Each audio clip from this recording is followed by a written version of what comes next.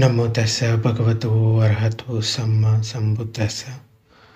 ఈరోజు మనం మధ్యమ నికాయలోని కోసంబియ అనే సూత్రం గురించి చెప్పుకుందాం. కోసంబియ అనేది ఒక ఊరి పేరు. కోసంబిలో ఉన్నప్పుడు ఈ సూత్రం భగవానుడు చెప్పడం జరిగింది.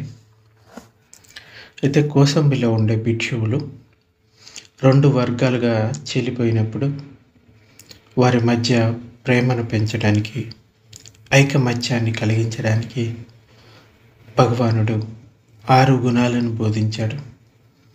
తర్వాత శ్రోతాపన్నునికి సంబంధించిన 7 అసాధారణ జ్ఞానాల గురించి కూడా దీంట్లో చెప్పడం జరిగింది. ఈ సూత్రం ఇలా మొదలవుతుంది: నేను ఇలా విన్నాను అని. ఒక సమయంలో భగవానుడు కోసంబిలో కోశితారామంలో ఉంటున్నాడు. ఆ సమయంలో కోసంబి భిక్షువులు తగువులు, కలహాలు పెట్టుకొని వివాదాల్లో చిక్కి ఒకరినొకరు మాటల శూలాలతో పొడుచుకుంటూ ఉన్నారు.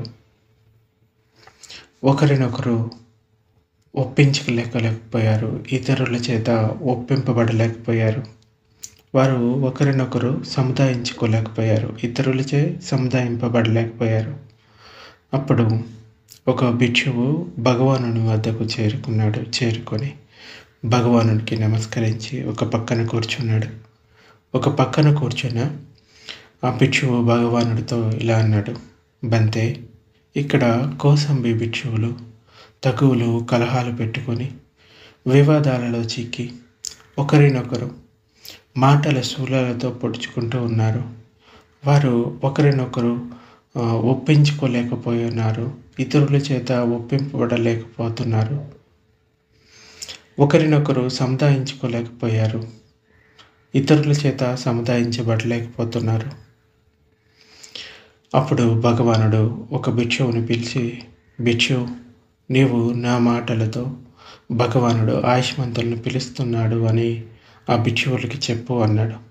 అలాగే బంతే అని ఆ భిక్షువు భగవానునికి బదులు పలికి ఆ భిక్షువు వద్దకు, అంటే ఆ గొడవలు పడుతున్న భిక్షువుల వద్దకు చేరుకొని ఆ భిక్షువులతో ఇలా అన్నాడు: భగవానుడు ఆయుష్మంతులను పిలుస్తున్నాడు.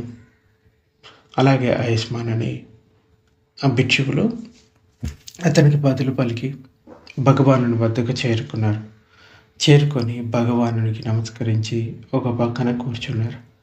ఒక పక్కన కూర్చున్న ఆ భిక్షువులతో భగవానుడు ఇలా అన్నాడు: నిజమైన భిక్షువులారా, మీరు తగువులు, కలహాలు పెట్టుకొని వివాదాలలో చిక్కి ఒకరినొకరు మాటల శూలాలతో పొడుచుకుంటున్నారా?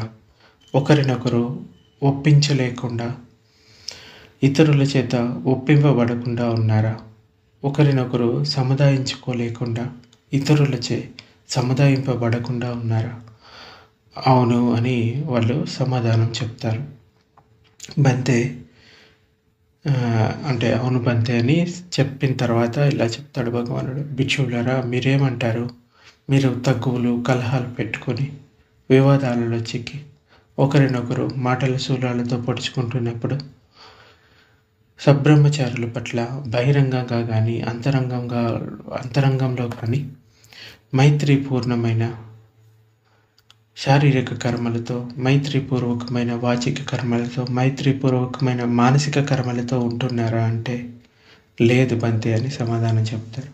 మరి భిక్షువులారా, ఇక్కడ మీరు తగువులు, కలహాలు పెట్టుకొని వివాదాలలో చిక్కి ఒకరినొకరు మాటల శూలాలతో పొడుచుకుంటున్నప్పుడు సబ్రహ్మచారుల పట్ల బహిరంగంగా కానీ అంతరంగంలో కానీ మైత్రిపూర్వకమైన శారీరక కర్మలతో కానీ, మైత్రిపూర్వకమైన వాచిక కర్మలతో కానీ, మైత్రిపూర్వకమైన మానసిక కర్మలతో అలా ఉండనప్పుడు పనికి మాలిన వారలారా, మీరు ఏమి తెలిసి ఏమి చూసి తగువులు, కలహాలు పెట్టుకొని వివాదాలలో చిక్కి ఒకరినొకరు మాటల శూలాలతో పొడుచుకుంటున్నారు.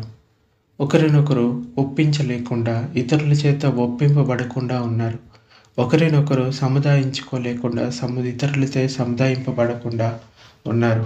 దీనివలన పనికిమాలిన వారా, మీరు దీర్ఘకాలం అహితము, దుఃఖము కలుగుతాయి. అంటే కొన్ని సందర్భాల్లో ఏదో మోనస్ట్రీలో ఒక ధర్మాన్ని పాటించేవాళ్ళు, వినయాన్ని పాటించేవాళ్ళు 2 రకాలు ఉంటారు అన్నమాట. వినయధరులని, శుద్ధధరులు అని ఉంటారు. అయితే వాళ్ళకి ఏదో ఒక చిన్న గొడవ స్టార్ట్ అవుతుంది. వినయధరులకి ఇంకా శుద్ధధరులకి మేము గొప్ప అంటే మేము గొప్ప అని ఒకరికొకరు ఇంకా మాటలతోటి గొడవలు పడుతూ ఉన్నారు. ఇది భగవానుడికి తెలిసి వాళ్ళందరినీ ఈ విధంగా మందలిస్తాడు. కొన్నిసార్లు ఆయన కఠినంగా మాటలు కఠినంగా అంటే ఈ విధంగా అంటారు, మూర్ఖులారా, పనికి మాలిన వారా అని తిడతాడు. ఏదైనా తప్పు చేసినప్పుడు తిట్టడం అంటే ఆయన మనసులో వాళ్ళ పట్ల ఎటువంటి కోపం, ద్వేషం లేదు, కానీ తగని పని చేసినప్పుడు ఈ విధంగా చెప్పడం జరిగింది. అప్పుడు భగవానుడు ఆ భిక్షువులను సంబోధించి, భిక్షువులారా, ఈ 6 ధర్మాలు స్మరణీయమైనవి, ప్రియాన్ని కలిగించేవి, గౌరవాన్ని కలిగించి వివాదాలు లేకుండా ఐకమత్యాన్ని, ఏకీభావాన్ని కలిగిస్తాయి. ఏ 6? ఇక్కడ భిక్షువులారా, భిక్షువు సద్బ్రహ్మచారుల పట్ల అంటే తన తోటి భిక్షువుల పట్ల అంతరంగంలోనూ బహిరంగంగాను మైత్రిపూర్వకమైన శారీరక కర్మలతో ఉంటాడు.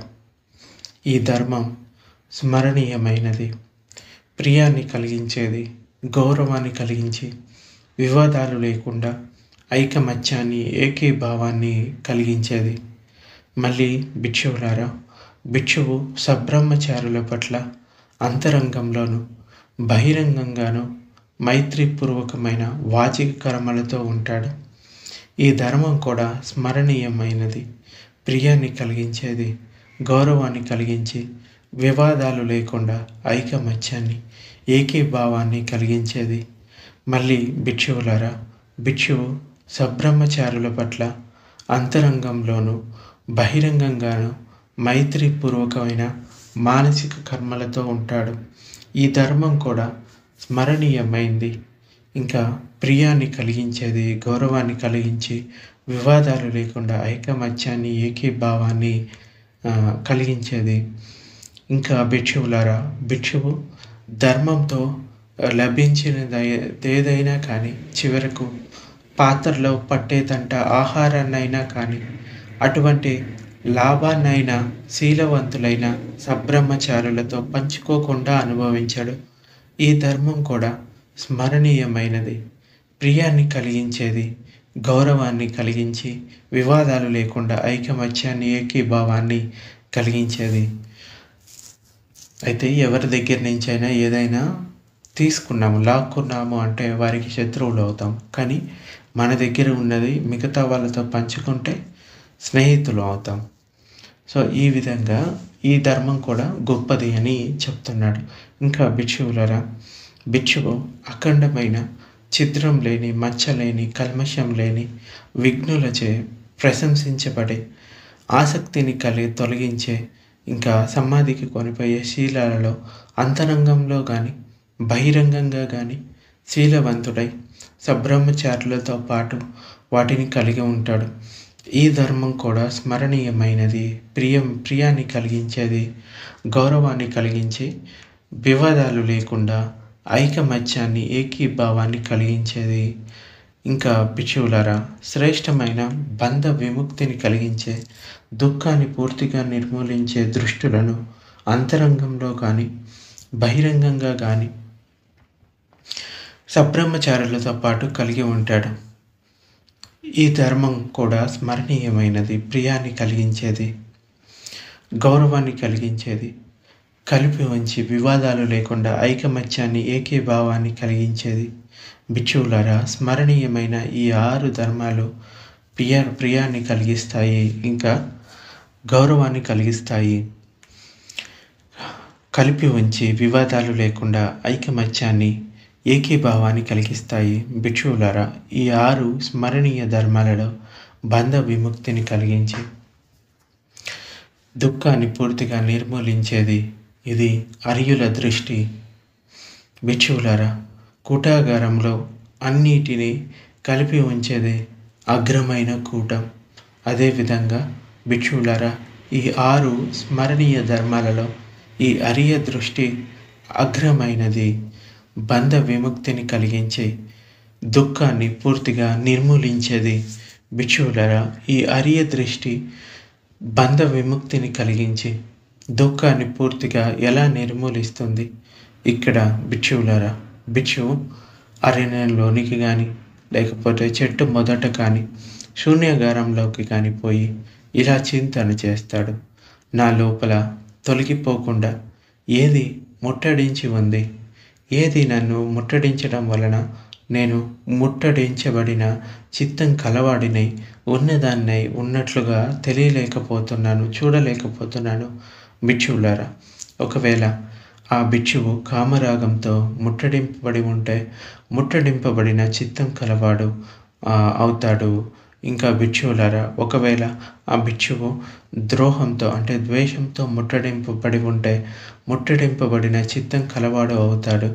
ఒకవేళ భిక్షువులారా, ఆ భిక్షువు తీనమిద్దం అంటే నిద్ర కునికిపాట్లతో ముట్టడింపబడి ఉంటే ముట్టడింపబడిన చిత్తం కలవాడు అవుతాడు.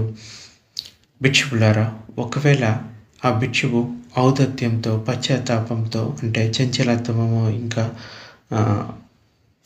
పశ్చాత్తాపంతో ముట్టడింపబడి ఉంటే ముట్టడింపబడిన చిత్తం కలవాడు అవుతాడు.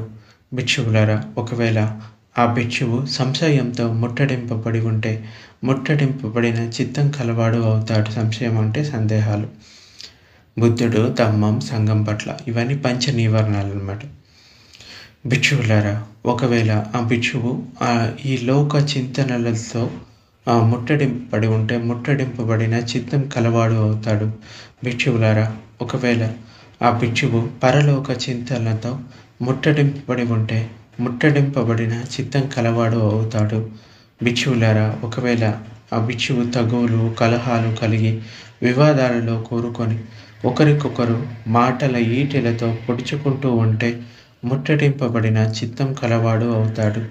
అతడు ఇలా తెలుసుకుంటాడు, ఈ ముట్టడింపులతో నేను లోపల బయట ముట్టడింపబడి లేను. ఈ ముట్టడింపులతో ముట్టడింపబడి ఉంటే నేను ఉన్నదాన్ని ఉన్నట్లుగా తెలుసుకోలేను, చూడలేను అని నా మనసు సత్యబోధకు అభిముఖంగా ఉంటుంది, అంటే వ్యతిరేకంగా ఉంది. ఇలా అతడు ప్రాపంచికులను అసాధారణమైన ఈ మొదటి లోకోత్తర అరియ జ్ఞానాన్ని పొందుతాడు. అంటే ఈ ఉన్నది ఉన్నట్లుగా ఎప్పుడైతే చూడటం మొదలు పెడతాడో అప్పుడు ఈ శ్రోతాపన్న స్థితి మొదటిది పొందగలుగుతాడు. అంటే 4 ఆర్య సత్యాల జ్ఞానం ఇంకా పఠించే సముపాద జ్ఞానం కలుగుతుంది. అది కలిగినప్పుడు ఈ శ్రోతాపత్తి ఫలాన్ని పొందినవాడు అవుతాడు. ఇంకా భిక్షువులారా, ఆర్య శ్రావకుడు ఇలా చింతన చేస్తాడు, నేను ఈ దృష్టిని అనుసరిస్తూ పెంపొందించుకుంటూ విశాలం చేసుకుంటూ పోతే వ్యక్తిగతంగా శాంతిని ఇంకా వ్యక్తిగతంగా ఆనందాన్ని పొందగలనా? అతడు ఇలా తెలుసుకుంటాడు, నేను ఈ దృష్టిని అనుసరిస్తూ పెంపొందించుకుంటూ విశాలం చేసుకుంటూ పోతే వ్యక్తిగతంగా శాంతిని వ్యక్తిగతంగా ఆనందాన్ని పొందగలను. ఇలా అతడు ప్రాపంచికులకు అసాధారణమైన ఈ 2వ లోకోత్తర అరియ జ్ఞానాన్ని పొందుతాడు. ఇంకా భిక్షువులారా, అరియ శ్రావకుడు ఇలా చింతన చేస్తాడు, నేను ఎటువంటి దృష్టిని పొందానో అటువంటి దృష్టిని ఈ సాంప్రదాయానికి బయట ఉన్న శ్రమణులు బ్రాహ్మణులు పొందారా? అతడు ఇలా తెలుసుకుంటాడు, నేను ఎటువంటి దృష్టిని పొందానో అటువంటి దృష్టిని ఈ సాంప్రదాయానికి బయట ఉన్న శ్రమణులు బ్రాహ్మణులు పొందలేదు. ఇలా అతడు ప్రాపంచికులకు అసాధారణమైన ఈ 3వ లోకోత్తర అరియ జ్ఞానాన్ని పొందుతాడు. ఇంకా భిక్షువులారా, అరియ శ్రావకుడు ఇలా చింతన చేస్తాడు, ధర్మతా దృష్టిని కలిగిన వానిలా నేను ధర్మతా దృష్టిని కలిగి ఉన్నానా? భిక్షువులారా, ఒక వ్యక్తి కలిగి ఉండే ఈ ధర్మతా దృష్టి ఎటువంటిది? భిక్షువులారా, ధర్మతా దృష్టి కలిగిన వ్యక్తి దోషాన్ని పొందినప్పుడు దాని నుండి బయటపడే విధానం ఏర్పరచబడి ఉన్న అతడు వెంటనే భగవానుడు ముందు కానీ, లేకపోతే విఘ్నుల ముందు కానీ, సబ్రహ్మచారుల ముందు కానీ దానిని తెలుపుతాడు, వివరిస్తాడు, ప్రకటిస్తాడు. తెలిపి వివరించి ప్రకటించి ఇక ముందు నిగ్రహాన్ని కలిగి ఉంటాడు. భిక్షువులారా, వెల్లికిలా పడుకునేవాడు పసివాడు చేతితో కానీ కాలితో కానీ అగ్నిని తాకడానికి అంటే అగ్నిని తాకి వెంటనే వెనుకకు తీసుకున్నట్లు భిక్షువులారా, ఈ ధర్మతా దృష్టి కలిగిన వ్యక్తి దోషాన్ని పొందినప్పుడు దాని నుండి బయటపడే విధానం ఏర్పరచబడి ఉన్న అతడు వెంటనే భగవానుడి ముందుకు కానీ, లేకపోతే విఘ్నుల ముందు కానీ, సబ్రహ్మచారుల ముందు కానీ దానిని తెలుపుతాడు, వివరిస్తాడు, ప్రకటిస్తాడు. తెలిపి వివరించి ప్రకటించి ఇక ముందు నిగ్రహాన్ని కలిగి ఉంటాడు. అతడు ఇలా తెలుసుకుంటాడు, ధర్మతా దృష్టి కలిగిన వ్యక్తి ఏ విధంగా ఉంటాడో నేను కూడా ఆ విధంగా ధర్మతా దృష్టిని కలిగి ఉంటాను.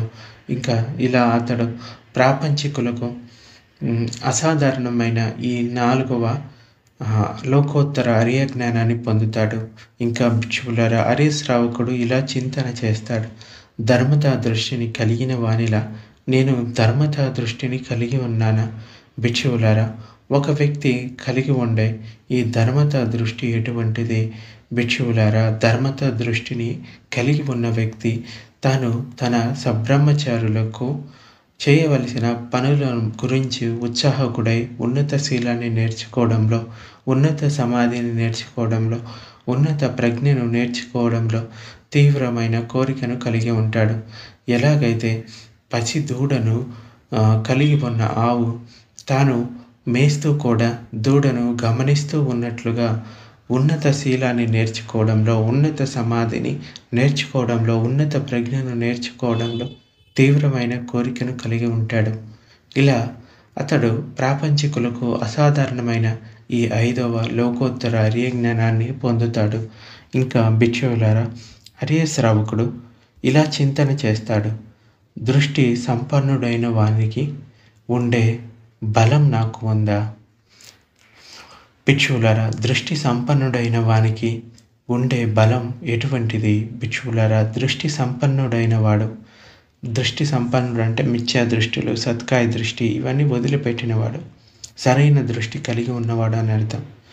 అటువంటి దృష్టి సంపన్నుడైన వాడు తథాగతునిచే చెప్పబడిన ధమ్మ వినయాలు బోధింపబడుతూ ఉన్నప్పుడు దాని అర్థం చేసుకోవడంలో, దాని మననం చేసుకోవడంలో పూర్తిగా మనస్సు నుంచి చెవి యొక్కి వింటాడు. అతడు ఇలా తెలుసుకుంటాడు, దృష్టి సంపన్నుడైన వానికి ఉండే బలం నాకు కూడా ఉంది. ఇలా అతడు ప్రాపంచికులకు అసాధారణమైన ఈ 6వ లోకోత్తర అరియ జ్ఞానాన్ని పొందుతాడు.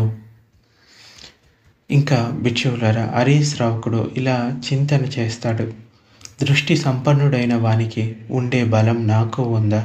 భిక్షువులారా, దృష్టి సంపన్నుడైన వానికి ఉండే బలం ఎటువంటిది? భిక్షువులారా, దృష్టి సంపన్నుడైన వాడు తథాగతునిచే చెప్పబడిన ధమ్మ వినయాలు బోధింపబడుతున్నప్పుడు అర్థాన్ని తెలుసుకుంటాడు, ధమ్మాన్ని తెలుసుకుంటాడు, ధమ్మంతో కూడిన ప్రమోదాన్ని పొందుతాడు, అంటే సంతోషాన్ని, సుఖాన్ని. అతడు ఇలా తెలుసుకుంటాడు, దృష్టి సంపన్నుడైన వానికి ఉండే బలం నాకు కూడా ఉంది.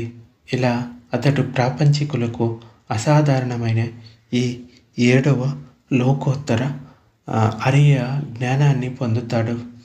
అంటే ఒక శ్రోతాపన్నుడు ఏ విధంగా ఆలోచిస్తాడు, ఎటువంటి మిథ్యా దృష్టిల్ని వదిలిపెట్టాడు, సత్కాయ దృష్టి, ఇంకా సందేహాలను వదిలిపెట్టాడు, శీలవత పరామర్శను వదిలిపెట్టాడు, ఇంకా అకుశల ధర్మాలు కొంతవరకు కనీసం పంచశీలాలు పాటిస్తాడు శ్రోతాపన్నుడైన వాడు. ఇంకా ఈ విధంగా అంటే కేవలం పంచశీలాలు పాటించే వాళ్ళంతా శ్రోతాపన్నులని కాదు, శ్రోతాపన్నులు తెలిసి ఈ శీలాలను బ్రేక్ చేయడానికి అవకాశం లేదు. ఎందుకంటే వాళ్ళ లోపల వాటికి సంబంధించిన విషయాలు తొలగిపోయి ఉంటాయి. సో ఈ విధంగా అటువంటి దృష్టి సంపన్నుడైన వ్యక్తి ఏ విధంగా ఆలోచిస్తాడు అన్న విషయాలు మనకి చెప్పడం జరిగింది. భిక్షువులారా, ఈ విధంగా ఈ 7 అంగాలను కలిగిన ఆ ఆర్య శ్రావకుడు శ్రోతాపత్తి ఫలాన్ని సాక్షాత్కరింపజేసే ధమ్మాన్ని కలిగి ఉంటాడు. ఈ విధంగా భిక్షువులారా 7 అంగాలను కలిగిన ఆర్య శ్రావకుడు శ్రోతాపత్తి ఫలాన్ని పొందినవాడు అవుతాడు. సో ఇలా చెప్పిన తర్వాత అక్కడున్న భిక్షువులు భగవానుడు చెప్పిన మాటలకి అభినందించారు. ఇది ఈరోజు ప్రవచనం.